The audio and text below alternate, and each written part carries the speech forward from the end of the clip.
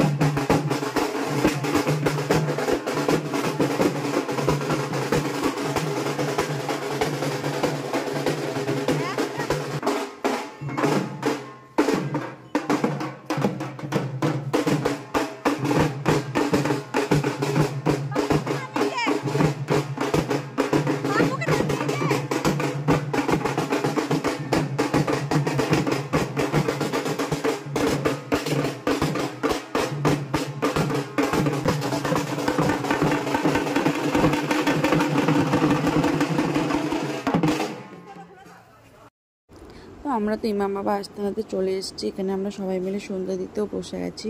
তো এখানে সন্ধ্যা দেওয়ার পর আমরা বেরিয়ে যাব কারবালা মাজারের উদ্দেশ্যে।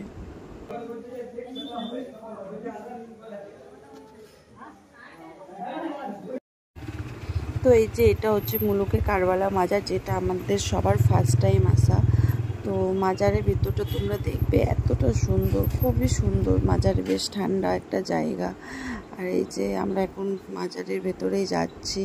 আর এখানে একটা মাতম হওয়ার কথা ছিল, তো আমরা ভেবেছিলাম দুপুরি মাতমের দিনেই হবে। তো যাই হোক, আমরা তো জানতাম না সেটা হয় খালির দিনে। তো আমরা সন্ধে দিতে এসেছিলাম, আর আসল কাজ ছিল নিশান চাপাবার, তো সেটা তো হয়ে গেছে। তারপরে আমরা আবার এখান থেকে সন্ধে দেওয়ার পর এখানে একটা হুজুর সাহেব এসেছিলেন, তো তার সাথেও আমরা দেখা করলাম। তারপরে বেরিয়ে গেছিলাম লাইক বাজারে, মাতম হওয়ার কথা ছিল, তো সেই জন্য তো ওখানে গিয়ে দেখলাম আমরা অনেকটাই আগে চলে গেছি। তো সেই জন্য ছেলে টেলে নিয়ে আর আমরা থাকলাম না, বেরিয়ে গেছিলাম। তো তোমরা সঙ্গে থেকো, আমি আবার আসবো কারবালা মাজারে যেদিন মাতম হবে, মানে খালি দিন পরের দিনেই। তো তোমাদেরকে দেখাবো কেমন হয়, আর আমিও দেখবো।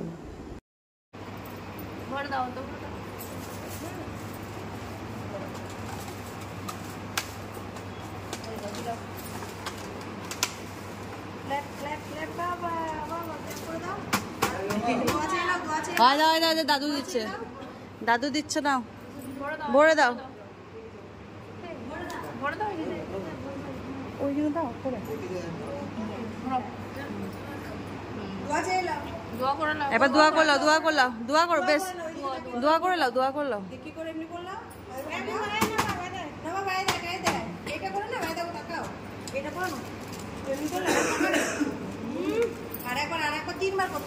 আরো করবে না, ছাড়।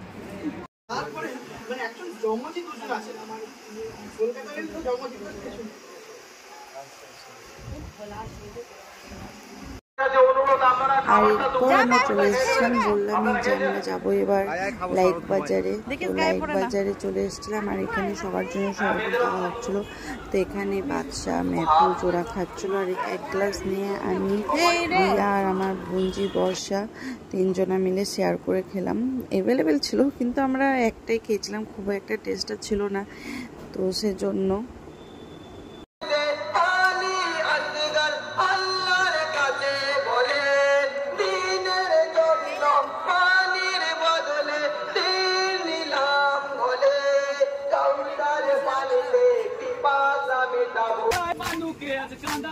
বুক ভরা ব্যথা দিল মানুষে